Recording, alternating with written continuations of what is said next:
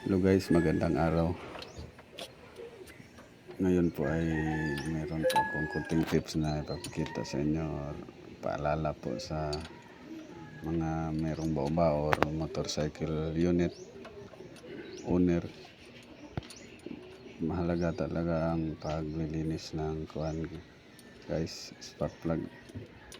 Kahit every 6 months matanggal natin yung spark plug ng mga unit natin para maiwasan yung pag-stuck up spark plug, lalo na pag araw-araw ginagamit yung mga unit natin. Yung iba namamasada, daming carbon kasi ang nadideposit din dun sa spark plug, kaya katagalan mag-stuck up talaga pag hindi talaga matangtang or malinisan yung mga spark plug. Kasi yung normal na clearance guys, no, spark plug is 2.63 mm. Yan yung normal na clearance, maliban na lang pag medyo mahina na yung stator coil nyo, kaya minsan yung iba pinapalapit yung clearance, dinidikitan yung clearance. Ayan o, meron akong ipapakita sa inyo sa unahan ng tinatrabaho ko na bao din, Piaggio Api.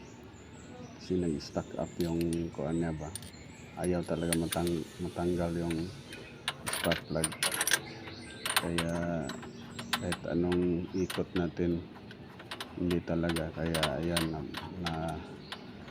na putol tuloy. Ayan, ito yung tinrabaho natin na naputol yung spark plug. Kasi almost 3 years na niyang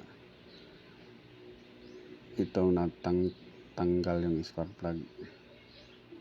Kasi merong problema ba, nag-backfire, nagpalyar yung andar, kaya tinanggal yung spark plug.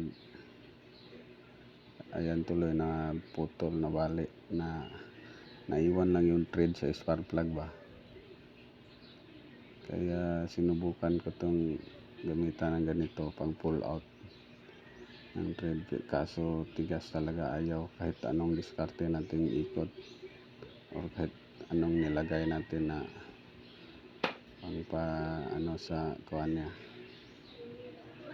Kaya sa bandang final decision nito guys, pinatrabaho na namin to sa machine shop kasi pinainit doon sa acetylene, kasi ayaw talaga kahit anong ikot. Kaya yun lang guys ang paalala sa inyo, na kung maaari,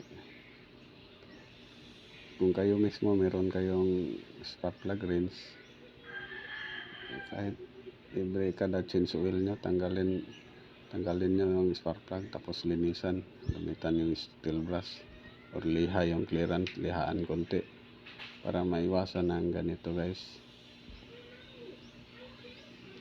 para hindi na ma-double yung trabaho ba. Ito tinatap overhaul tapos dinala sa machine shop, double ng gasto ba. Kaya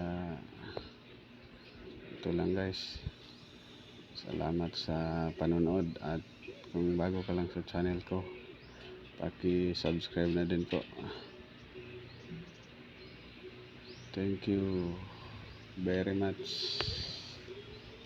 Alright.